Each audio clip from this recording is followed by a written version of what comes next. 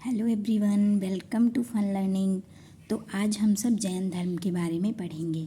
जैन धर्म के संस्थापक एवं प्रथम तीर्थंकर ऋषभदेव थे।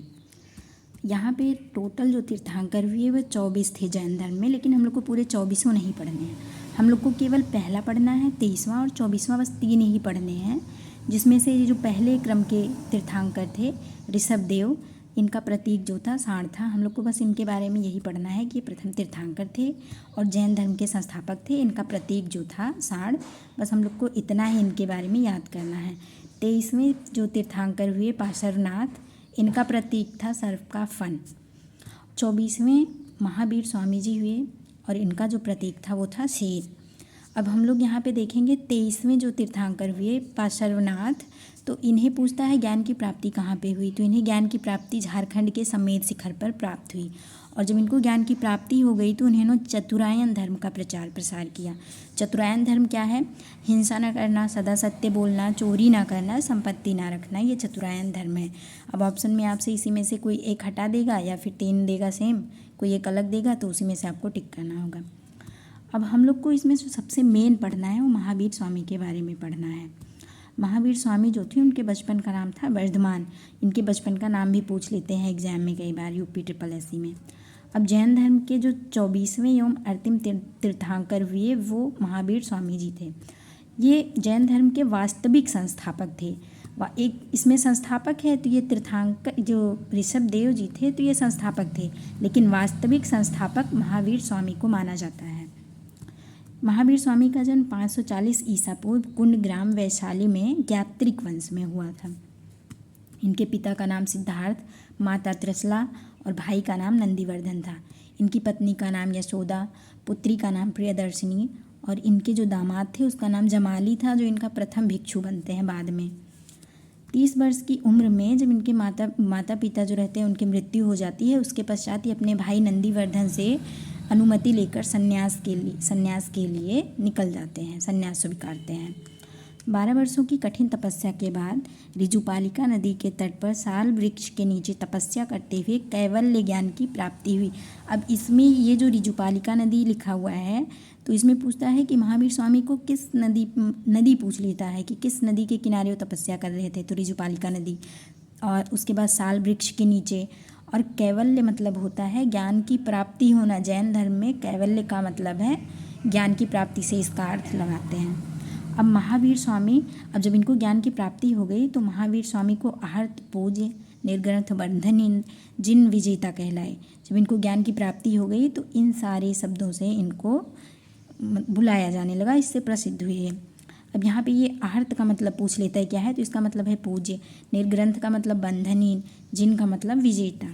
अब इन्होंने उपदेश किस भाषा में दिए, तो इन्होंने अपने उपदेश जो थे प्राकृत भाषा में दिए और पहला उपदेश इन्होंने राजगीर में दिया।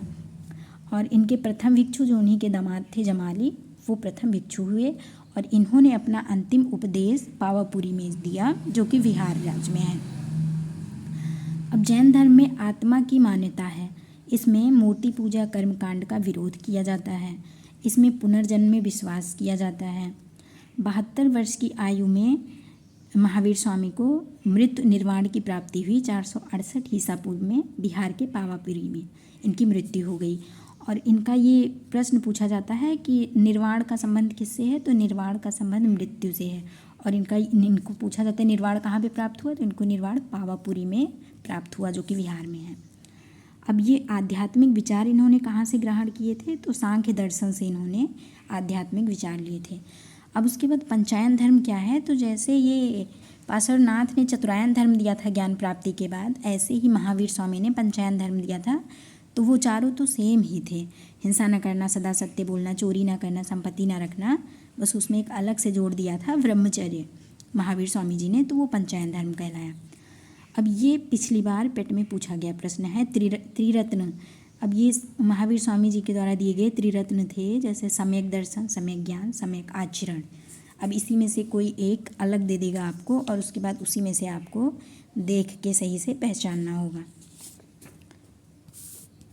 अब महावीर स्वामी की मृत्यु हो जाती है, उसके बाद जो इनके अनुयायी थे उनमें मतभेद हो जाता है, तो वो 2 भागों में बट जाते हैं।